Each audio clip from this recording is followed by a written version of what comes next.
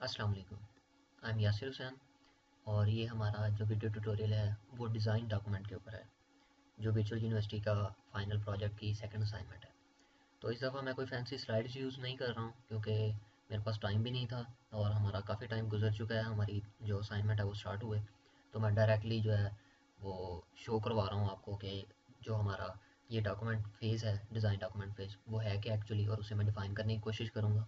उसके बाद एक एग्जांपल है मेरे पास, तो उसके ज़रिए भी मैं आपको वेरीफाई और ज़्यादा मोर एक्सप्लेन करने की कोशिश करूँगा कि आपको समझ आ जाए कि हमने इसमें करना क्या है। सो ये हमारी असाइनमेंट की जो है वो फ़ाइल है, ओरिजिनल फ़ाइल जो हमें वीडियो की तरफ से रिसीव हुई है।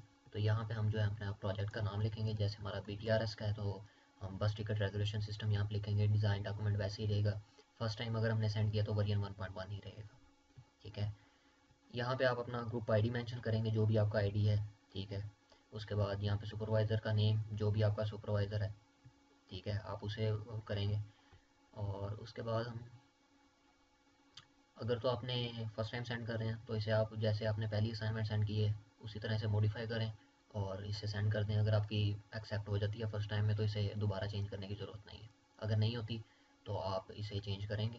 ठीक है, इसके बाद रिवीजन हिस्ट्री के बाद हमारे पास आ जाता है टेबल ऑफ कंटेंट्स। तो यहाँ पे इन्हें डिफ़ाइन करने की बजाय मैं आपको डायरेक्टली जो एग्जांपल है मेरे पास वहाँ ले चलता हूँ, ताकि वहाँ से आपको वो चीज़ें भी डिफ़ाइन हो जाएंगी और ये भी थोड़ी सी क्लैरिफाई हो जाएंगी। तो हम ये एक मेरे पास है एग्जांपल, ऑटोलव की एक प्रोजेक्ट था, लास्ट टाइम किसी ने किया था, आई डोंट नो कौन था, लेकिन ये हमारे लिए काफ़ी हेल्पिंग रही है फाइल, लास्ट जो हमारी असाइनमेंट थी उसमें भी और अब भी।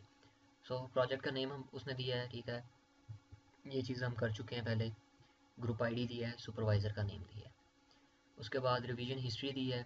ठीक है, यहाँ पे आप इस तरह से करेंगे, जैसे अब फर्स्ट टाइम अगर आपका एक्सेप्ट नहीं हुआ, सेकंड टाइम आपने सेंड किया है, तो जो चेंजिंग्स की हैं वो यहाँ पे डिफाइन करेंगे। ठीक है, और यहाँ पे 1.1 कर देंगे।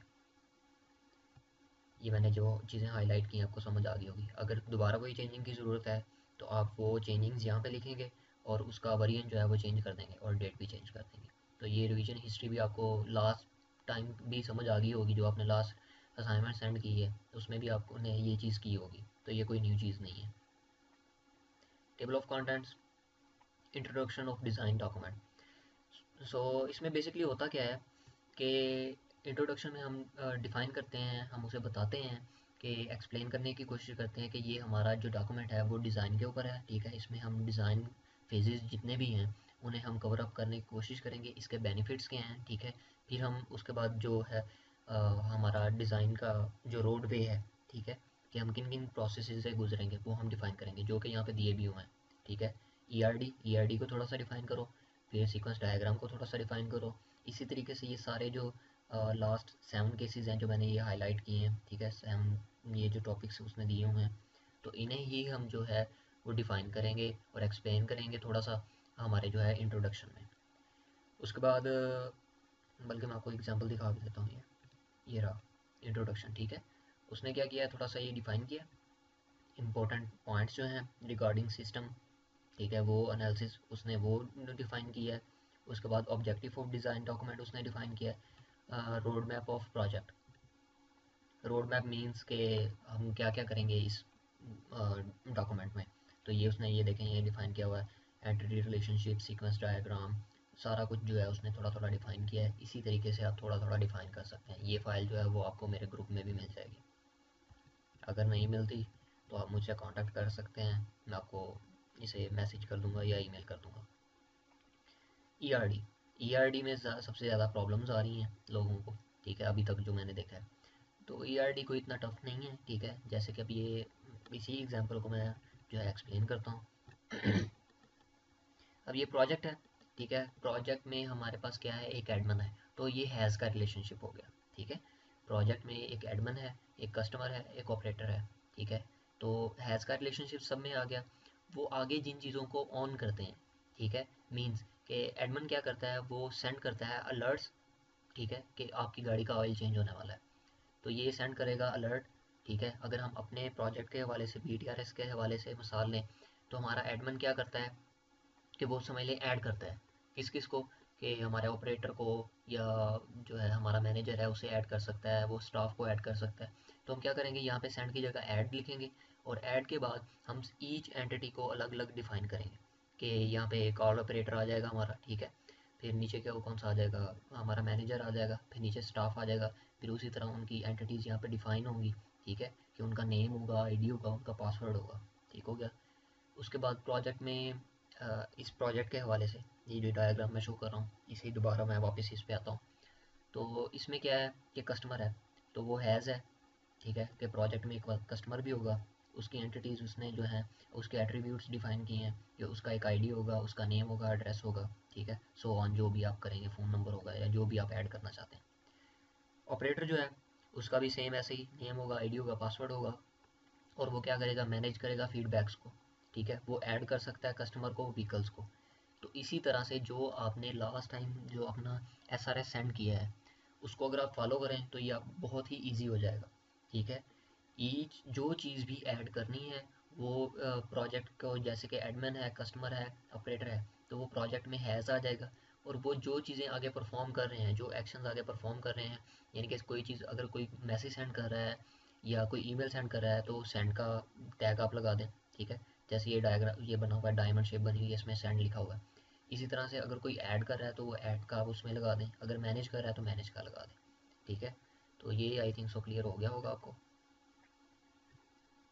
इसके बाद जो है हमारे पास आ जाता है सीक्वेंस डायग्राम। सीक्वेंस डायग्राम में हम सारा सीक्वेंस एक एक्शन का डिफाइन करते हैं। जैसे कि लॉगिन है, लॉगिन अब यहाँ पे उसने एडमिन और ऑपरेटर का बताया है, हम अपने सारे एक्टर्स का बताएंगे, जितने भी एक्टर्स हमारे लॉगिन कर सकते हैं उन सबको यहाँ पे इस तरह से डिफाइन करेंगे। उसके बाद बताएंगे कि वो यूज़र नेम डालेगा, पासवर्ड डालेगा और लॉगिन करेगा। अगर तो वो वेरीफाई हो जाता है तो वो क्या करेगा कि हमारे मेन इंडेक्स पेज पे चला जाता है। यहाँ पे एप्लीकेशन GUI लिखा हुआ है, अगर आपका कोई एप्लीकेशन का प्रोग्राम है तो आप वो लिखेंगे, अगर आपका वेब का है तो आप होम इंडेक्स लिख सकते हैं, ठीक है, या कुछ भी इस टाइप से लिख सकते हैं। तो वो होम पेज पे चला जाएगा। अगर वो वेरीफाइड नहीं होता तो वो रिटर्न दोबारा जो है लॉगिन इंटरफेस पे आ जाएगा। तो ये एक छोटी सी मिसाल थी, इससे आपको हो जाएगा क्लियर कि हमने सीक्वेंस डायग्राम में क्या करना है।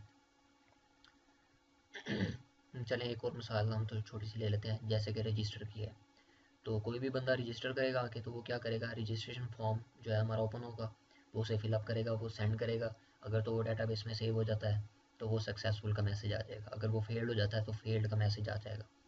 तो ये हमारा एक सीक्वेंस हो जाएगा। इस चीज़ की आपको समझ आ गई होगी। इसके बाद हम नेक्स्ट स्टेप पे चलते हैं, जो कि हमारा है आर्किटेक्चर डिज़ाइन। आर्किटेक्चर डिज़ाइन ये इसने अपने प्रोजेक्ट के हवाले से डिफ़ाइन किया हुआ है, तो मैं PTRS के हवाले से कोशिश करूँगा कि मुझे मिल जाए कोई ऑथेंटिक लिंक या कोई चीज़ जो मैं आपको शो करवा सकूँ। लेकिन ये बेसिक आइडिया आप रख लें कि आर्किटेक्चर डिज़ाइन इस टाइप से कुछ होगा, ठीक है। क्लास डायग्राम, ये चीज़ हम पहले भी पढ़ चुके हैं, कर चुके हैं, लेकिन फिर भी थोड़ा सा बता देता हूँ कि ये अब लॉगिन की क्लास उसने बनाई है, ये दो वेरिएबल्स उसने जो हैं वो डिफ़ाइन किए हैं, उसके बाद उसके फंक्शंस उसने डिफ़ाइन किए हैं। इसी तरह से आप जितनी भी क्लासेस अपने प्रोजेक्ट में यूज़ कर रहे हैं, आप हर क्लास को और उसका रिलेशनशिप जिस क्लास के साथ जो है वो आप उसे शो अप करवाएंगे। अब ये मैं एग्जैक्टली नहीं बता सकता कि कौन सी क्लास किधर जाएगी, क्योंकि हर बंदा जो है वो अपने हिसाब से क्लास यूज़ करेगा। डेटाबेस डिज़ाइन जो हमने ऊपर अभी ERD बनाई है उसी से बिल्कुल मिलती जुलती है। अब कस्टमर जो है, कस्टमर का हमने ID डिफ़ाइन किया था, नेम, एड्रेस, फ़ोन नंबर, तो वही चीज़ें हमने यहाँ पे लिखी हैं। इसी तरह से हमने जितने भी ERDs में एंटिटीज़ डिफ़ाइन की हैं उन सब का हम बनाएंगे डेटाबेस में जो भी टेबल होगा वो बनाएंगे और उनका जो आपस में रिलेशनशिप होगा वो डिफ़ाइन करेंगे। इसके बाद आ जाता है इंटरफेस डिज़ाइन। वो तो नाम से ही ज़ाहिर है कि जो हमारा इंटरफेस है वो सॉफ्टवेयर का कैसे दिखेगा। तो जो भी आपका इंटरफेस है वो आप यहाँ पे पिक्चर्स जो हैं वो स्नैपशॉट्स लेके यहाँ पे लगा सकते हैं। टेस्ट केसेस, जैसे हमारा SRS डॉक्यूमेंट में था कि हमने बताया था यूजेज सिनेरियोज में कि प्री कंडीशंस क्या होंगी, पोस्ट कंडीशंस क्या होंगी, अगर ये हो जाता है तो फिर क्या होगा, अगर फेल्ड हो जाता है तो किस तरफ जाएगा। अगर हम उसी चीज़ को थोड़ा सा मॉडिफाई करें तो हमारे टेस्ट केसेस तैयार हो जाते हैं, ठीक है। तो ये काफ़ी लॉन्ग प्रोसेस होगा जिन लोगों का BTRS है। सो मैं तो यही कहूँगा कि अभी से आप स्लो स्लो जो है वो करना शुरू कर दें, क्योंकि ये बहुत लंबी लंबी गेम है इस दफ़ा। ये बनी बनाई खीर नहीं है, ठीक है। तो आप इसे अब जो है बनाना शुरू कर दें। मैंने आई थिंक काफ़ी कुछ डिफ़ाइन करने की कोशिश की है। अगर आपको कुछ समझ नहीं आया तो आप जो है कमेंट्स में या वैसे मुझे मैसेज करके बात कर सकते हैं, जो पूछना चाहें वो पूछ सकते हैं। बाकी ग्रुप के मेंबर्स भी काफ़ी हेल्पिंग हैं। सो आई थिंक दैट्स इट। सो अल्लाह हाफिज़। नेक्स्ट टाइम जो है वो मैं मोर एक्सप्लेन करने की कोशिश करूँगा। ये मैंने काफ़ी जो है जल्दबाजी में एक वीडियो बनाई है, क्योंकि काफ़ी लोग जो है इंतज़ार में थे कि वीडियो नहीं आई, यासिर साहब गायब हो गए हैं। तो मैं तो कुछ बिज़ी था, बस इस वजह से मैं बना नहीं सका। सो अल्लाह हाफिज़। Remember me in your prayers.